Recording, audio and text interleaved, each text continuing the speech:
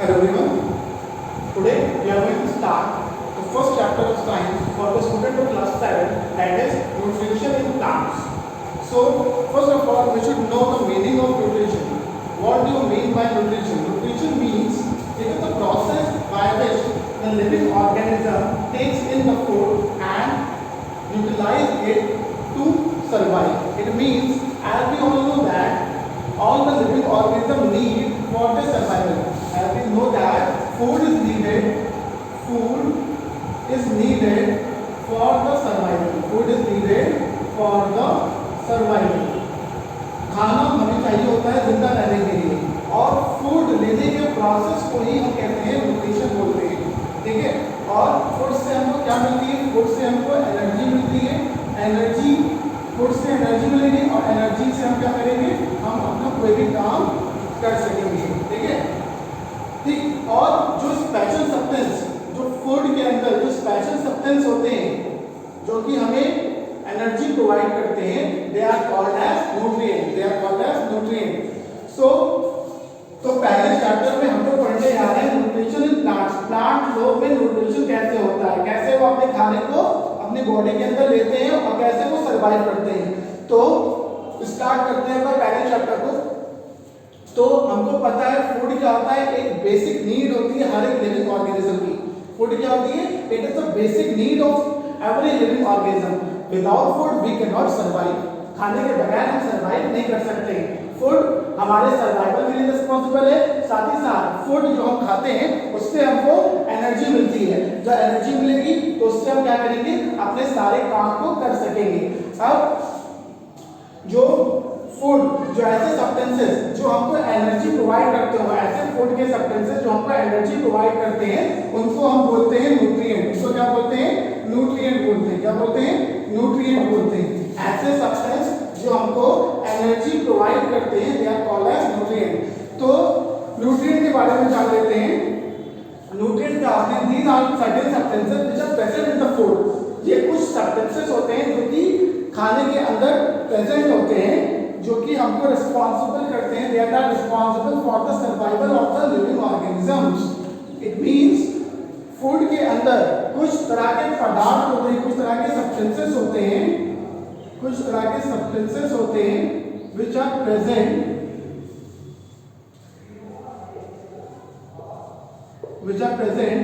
in the food and are responsible for the survival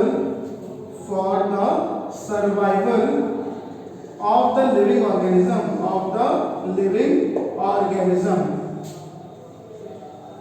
These are the certain substances which are present in our food and are responsible for the survival of the organism. मतलब खाने के अंदर कुछ तरह के पदार्थ, कुछ तरह के सब्सटेंसेस होते हैं, पदार्थ होते हैं जो कि खाने के अंदर मौजूद होते हैं, जिसकी वजह से ही हम क्या कर सकते हैं? जिंदा रह सकते हैं। अब न्यूट्रिएंट्स को ब्रॉडली हमने कुछ कैटेगरीज में डिवाइड कर रखा है। न्यूट्रिएंट्स को हमने कुछ कैटेगरीज में डिवाइड कर रखा है, जैसे कि आपका कार्बोहाइड्रेट, जो कि आपने क्लास 6 में पढ़ा होगा इसके बारे में। दूसरा है आपका प्रोटीन्स। तीसरा है आपका फैट्स। चौथा है आपका मिनरल्स, विटामिन्स।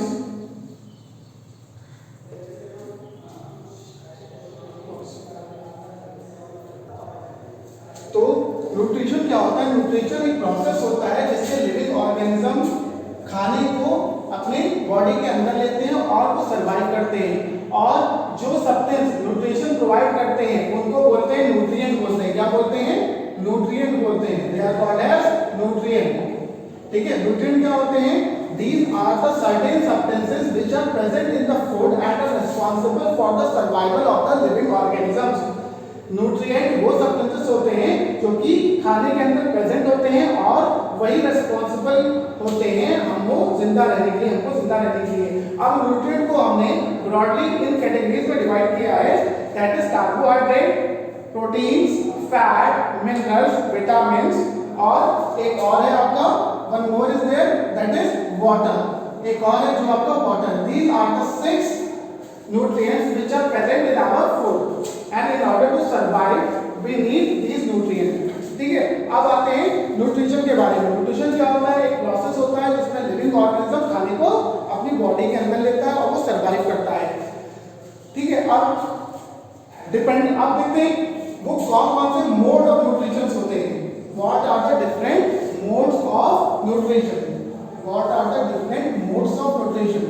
तो अगला टॉपिक है हमारा what are the different modes of nutrition.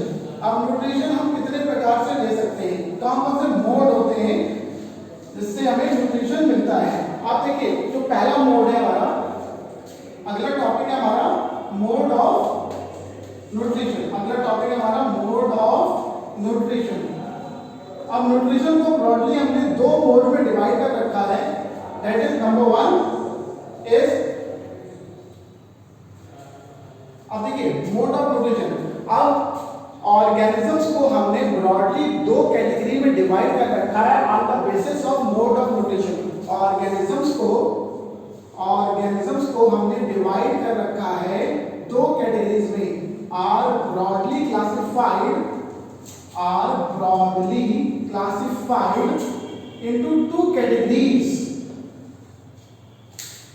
into two categories on the basis of mode of nutrition। On the basis of mode of nutrition।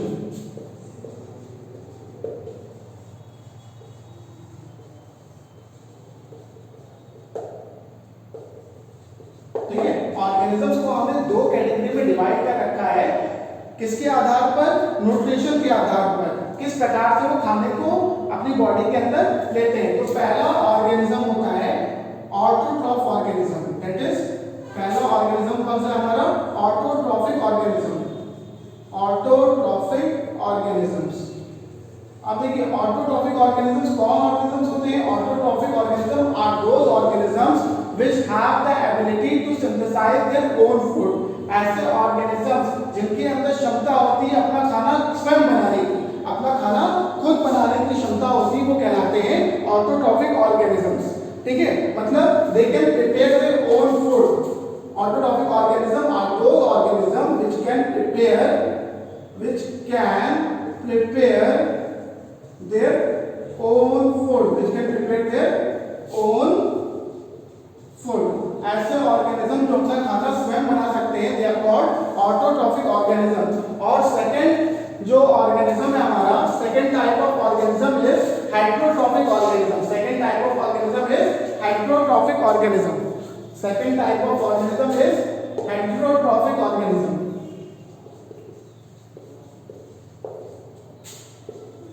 अब ऐसे ऑर्गेनिज्म जो अपना खाना खुद ना बना पाए उनको बोलते हैं heterotrophic organism. Those organisms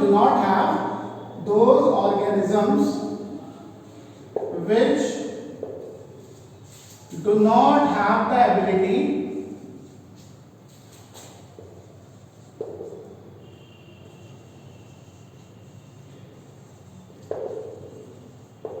to make their own food।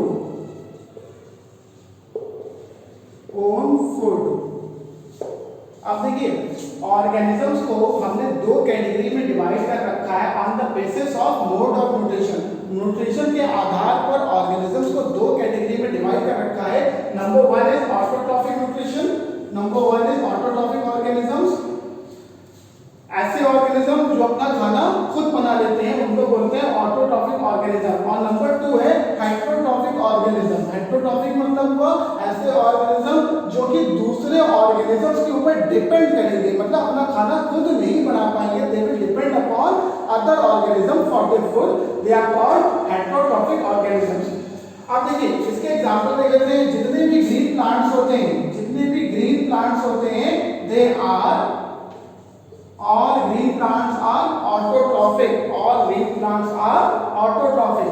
और जितने भी एनिमल्स हैं including human beings, we are heterotrophic as we are dependent on other animals for their food।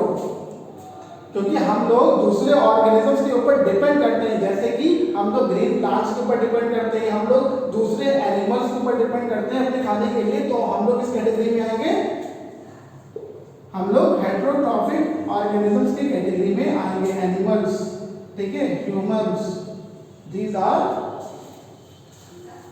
To different modes of nutrition, ठीक है। अब हम लोग आगे बढ़ते हैं,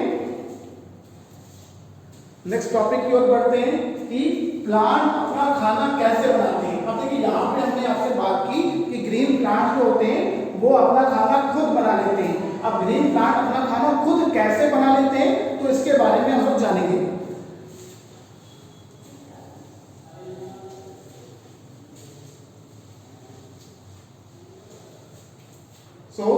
अगला टॉपिक है हमारा कि कैसे प्लांट अपना खाना खुद बनाते हैं। How do plants prepare their own food, prepare their own food. How do plant prepare their own food. अब आपको पता है छोटे क्लासेस से हम लोग पढ़ते आ रहे हैं कि प्लांट अपना खाना खुद बना लेता है, किस प्रोसेस के द्वारा, फोटोसिंथेसिस के द्वारा, फोटोसिंथेसिस के द्वारा प्लांट अपना खाना खुद बना लेता है by the process called photosynthesis, ठीक है। अब देखिए फोटोसिंथेसिस क्या होता है, फोटोसिंथेसिस क्या होती है, फोटोसिंथेसिस एक प्रोसेस होता है जिसमें प्लांट अपना खाना खुद बना लेता है। The process by which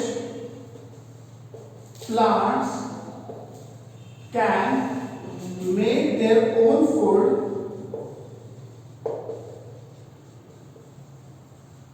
by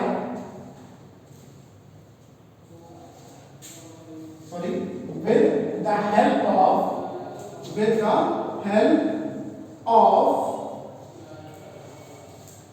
certain substances,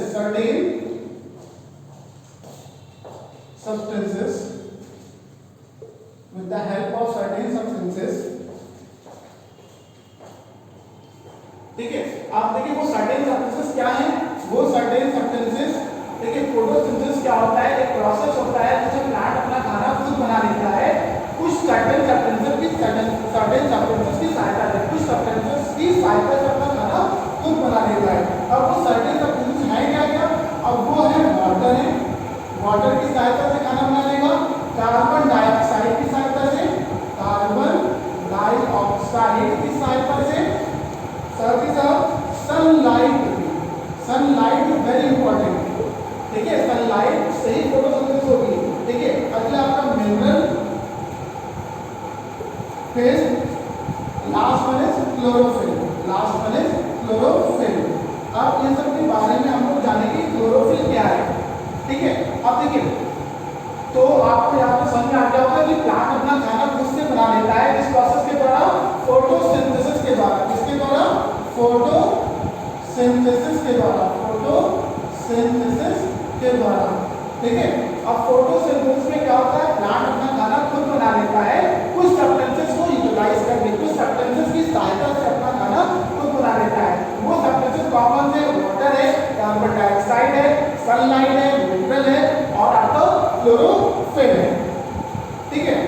अब नेक्स्ट टॉपिक की ओर पढ़ेंगे कि प्लांट ने अपना खाना खुद से बना लिया। अब देखिए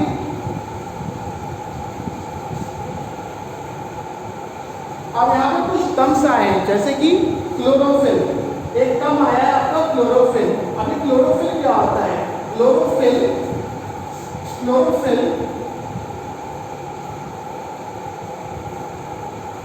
क्या होता है, क्लोरोफिल एक ग्रीन कलर का पिगमेंट होता है, ग्रीन कलर पिगमेंट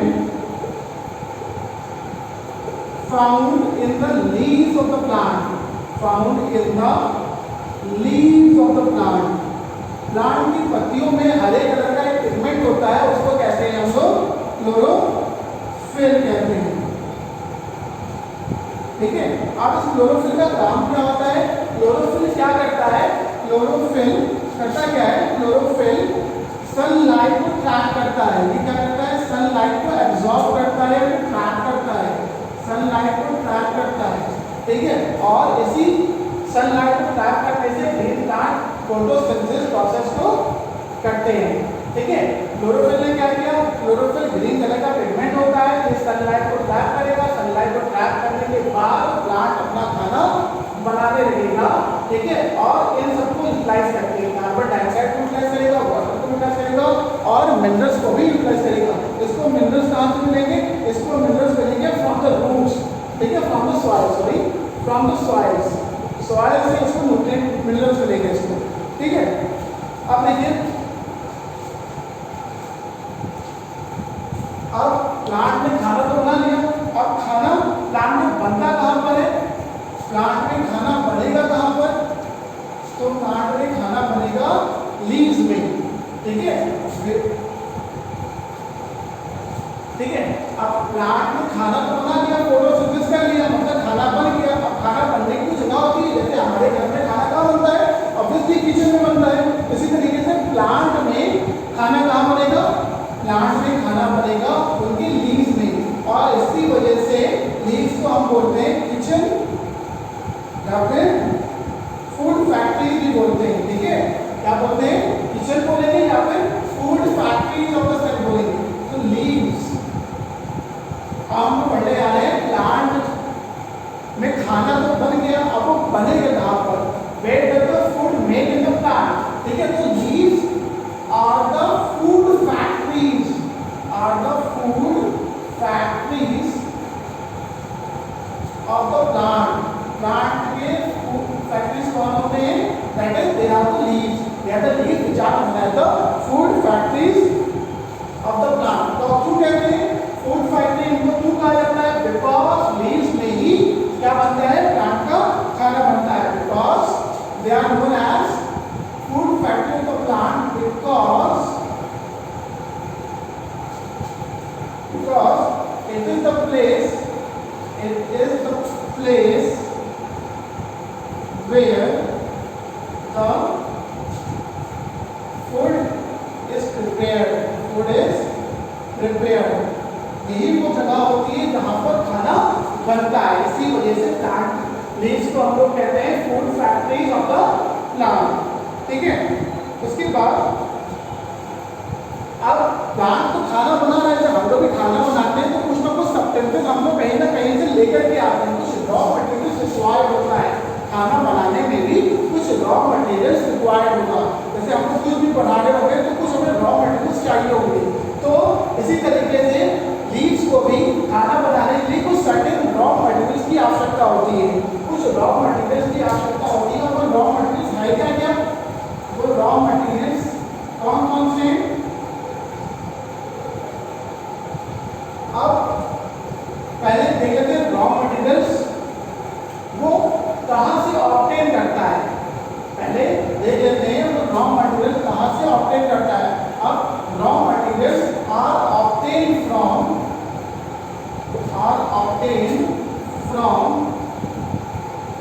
सॉइल, ठीक है। अब रॉ मटेरियल कहाँ से ऑब्टेन करेगा?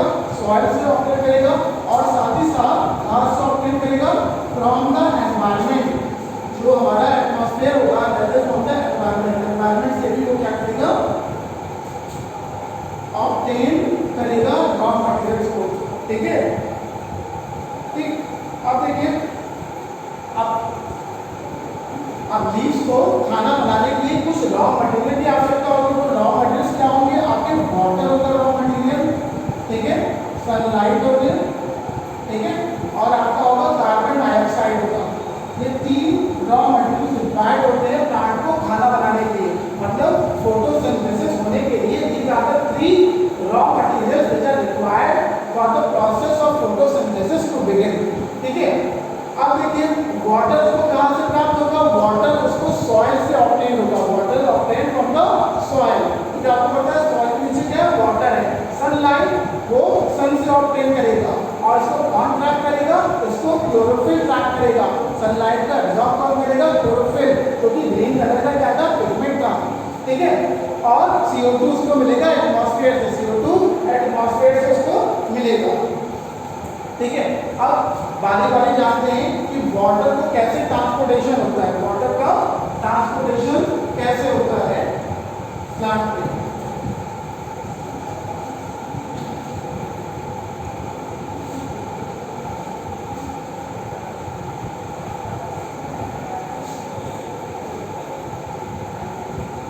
अब देखिए, अब अगला टॉपिक हमारा है ट्रांसपोर्टेशन ऑफ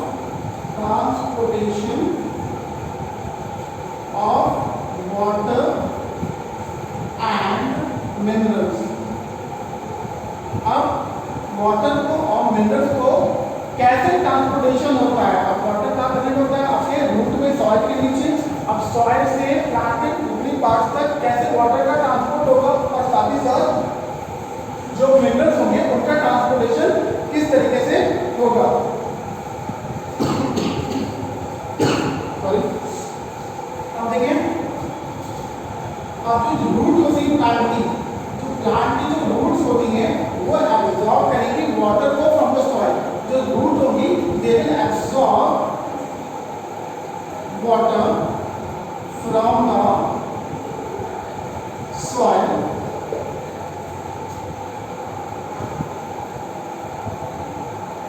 ठीक है, और साथ ही साथ रूट वाटर के साथ साथ मिनरल्स को भी अब्सॉर्ब करेगा।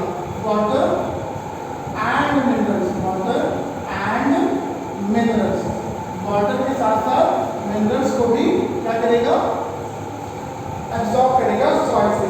ठीक है, और इसको ट्रांसपोर्ट कैसे करेगा, ये तो टॉपिक है हमारा ट्रांसपोर्टेशन। ट्रांसपोर्ट मतलब कि पहुंचाएगा कैसे, दूसरे पार्ट तक पहुंचाएगा कैसे, और इसको ट्रांसपोर्ट किसके जरिए करेगा, ट्रांसपोर्ट एक वाया स्टेम, स्टेम के जरिए से ट्रांसपोर्ट करेगा या ब्रांचेस के जरिए ट्रांसपोर्ट करेगा।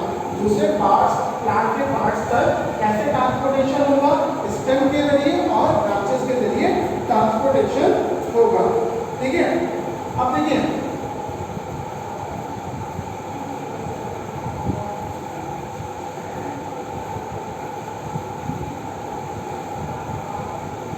अब हमने अभी तक क्या जाना है कि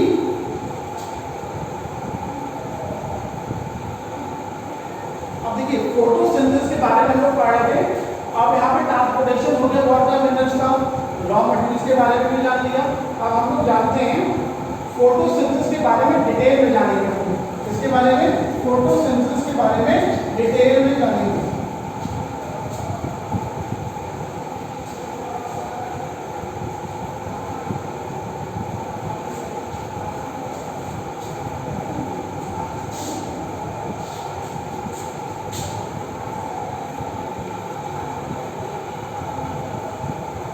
फोटोसिंथेसिस, अभी डेफिनेशन पढ़ी थी हम लोगों ने कि फोटोसिंथेसिस का होता है एक प्रोसेस होता है जिसमें प्लांट अपना खाना खुद से बनाता है। किसको एब्जॉर्ब करके, सनलाइट को, वाटर को, कार्बन डाइऑक्साइड को एब्जॉर्ब करके प्लांट अपना खाना खुद बनाता है। अब फोटोसिंथेसिस जो होती है वो 3 स्टेप्स में होगी। It will take place in 3 step.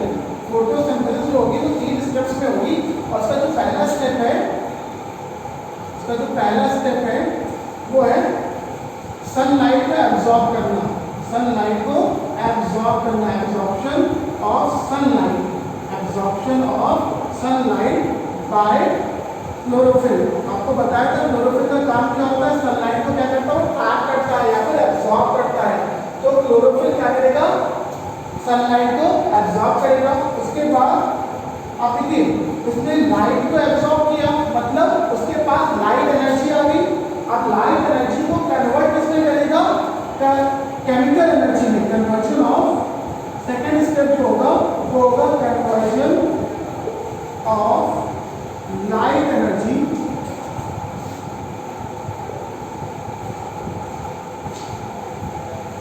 Into chemical energy, into chemical energy.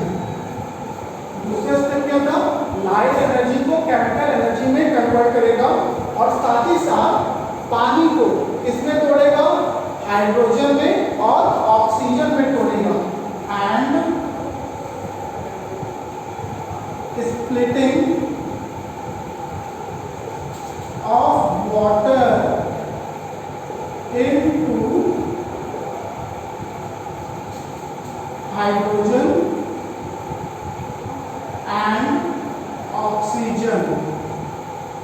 अब देखिए ये दो फोटोसिंथेसिस जो होगा वो 3 स्टेप्स में होगा। It will take place in the 3 step. ये 3 स्टेप का प्रोसेस होगा। पहले स्टेप में क्या होगा, सनलाइट को क्लोरोफिल मॉलिक्यूल्स जो कि पत्तियों के अंदर होते हैं, ठीक है, वो क्या करेंगे, सनलाइट को एब्जॉर्ब करेंगे। अब सनलाइट को एब्जॉर्ब कर लिया मतलब उनके पास लाइट एनर्जी आ गई। अब इस लाइट एनर्जी को कन्वर्ट कर देंगे, बदल देंगे, किसमें, केमिकल एनर्जी में बदल देंगे।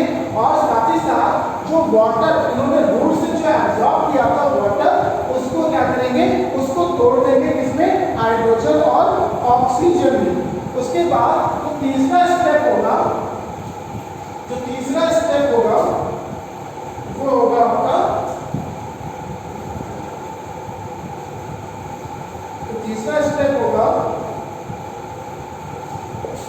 जो थर्ड स्टेप होगा वो होगा, अब इस हाइड्रोजन का क्या होगा, ठीक है, अब उसके बाद खाने को यूटिलाइज करेंगे। मतलब जो थर्ड स्टेप होगा, कार्बन डाइऑक्साइड को रिड्यूस करेंगे, reduction of carbon dioxide, reduction of carbon dioxide, ठीक है, कार्बन डाइऑक्साइड का रिडक्शन होगा, जिससे क्या बनेगा, कार्बोहाइड्रेट बनेगा, टू फॉर्म कार्बोहाइड्रेट, ठीक है। अब देखिए एक बार फिर से रिपीट करते हैं, फोटोसिंथेसिस क्या होता है, एक प्रोसेस होता है जिसमें ग्रीन प्लांट अपने खाने को खुद से बनाते हैं। किसको एब्जॉर्ब करके, किसको यूटिलाइज करके, सनलाइट को, वाटर को, कार्बन डाइऑक्साइड को यूटिलाइज करके अपना खाना खुद से बनाते हैं। फोटोसिंथेसिस जो होगा, प्रोसेस होगा, वो 3 स्टेप्स में होगा। पहला स्टेप होगा सनलाइट को एब्जॉर्ब करना, जो पत्तियों के अंदर ग्रीन कलर का जो पिगमेंट होता है क्लोरोफिल, वो हेल्प करेगा सनलाइट को एब्जॉर्ब करने में। अब सनलाइट को उसने एब्जॉर्ब कर लिया मतलब उसके पास लाइट एनर्जी आ गई। अब इस लाइट एनर्जी को क्या करेगा, वो कन्वर्ट करेगा इसमें केमिकल एनर्जी में। और साथ ही साथ जो उसने रूट से पानी को जो एब्जॉर्ब किया था, रूट से जो पानी को जो एब्जॉर्ब किया था, उसको वो तोड़ देगा, किसमें, हाइड्रोजन में और ऑक्सीजन में। और तीसरे स्टेप में क्या होगा, जो कार्बन डाइऑक्साइड की सहायता से भी तो होता है फोटोसिंथेसिस, उसका रिडक्शन हो जाएगा, वो क्या हो जाएगी, रिड्यूस हो जाएगी, और क्या बना देगा, कार्बोहाइड्रेट। और ये कार्बोहाइड्रेट क्या होता है, एक प्रकार का न्यूट्रिएंट होता है, एक प्रकार का क्या होता है, न्यूट्रिएंट होता है। और इस न्यूट्रिएंट से प्लांट को क्या मिल जाएगी, एनर्जी मिल जाएगी, और अपने ग्रोथ में हेल्प करेंगे। और प्लांट का जो खाना होता है बेसिकली क्या बनता है, वो बनता है ग्लूकोज बनता है। क्या बनता है, ग्लूकोज बनता है, ठीक है, ठीक है। और ये ग्लूकोज कैसे बनेगा, इस केमिकल एनर्जी को यूटिलाइज करके वो लोग कार्बोहाइड्रेट बनाएंगे, ठीक है। अब हम लोग आगे देखते हैं कि फोटोसिंथेसिस होने के लिए वो कौन कौन सी कंडीशंस हैं जो कि नेसेसरी है। What are the necessary conditions for the photosynthesis to take place. Photosynthesis होने के लिए कौन कौन सी नेसेसरी कंडीशंस होनी चाहिए। तो अगला जो क्वेश्चन होगा वो होगा, what are the necessary conditions for photosynthesis, ठीक है। अगला जो क्वेश्चन होगा, अगला जो टॉपिक होगा हमारा, वो होगा फोटोसिंथेसिस होने के लिए कौन कौन से नेसेसरी कंडीशंस होने चाहिए। आप देखिए अभी हमने डिस्कस किया था फोटोसिंथेसिस जो होगा वो किसकी प्रेजेंस में होगा। अभी हमने डिस्कस किया था फोटोसिंथेसिस जो होगा वो किसकी प्रेजेंस में होगा, वो प्रेजेंस में होगा सनलाइट की प्रेजेंस में होगा, सनलाइट की सहायता से होगा। साथ ही साथ वाटर, साथ ही साथ आपका कार्बन डाइऑक्साइड, और चौथा जो आपका है वो है आपका क्लोरोफिल, ठीक है।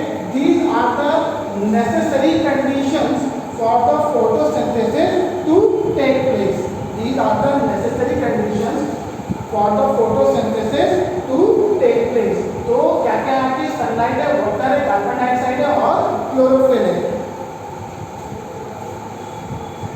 अगला टॉपिक होगा हमारा, अब आगे बढ़ते हैं हम लोग, दैट इज अब रॉ मटेरियल्स क्या क्या चाहिए होंगे फोटोसिंथेसिस होने के लिए। What are the different raw materials required for the photosynthesis to take place. मतलब वो कौन कौन से रॉ मटेरियल्स होंगे जिसकी सहायता से फोटोसिंथेसिस होगा।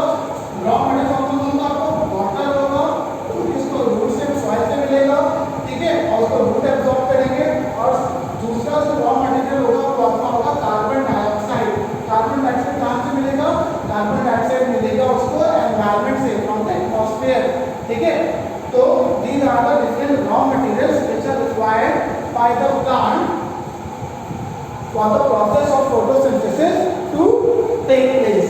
ठीक है, अब प्लांट कार्बन डाइऑक्साइड कैसे ऑब्टेन करते हैं? तो वाटर को ऑब्टेन कर लिया रूट से, वाटर से ऑब्टेन कर लिया सॉइल से, सॉइल से ऑब्टेन कर लिया।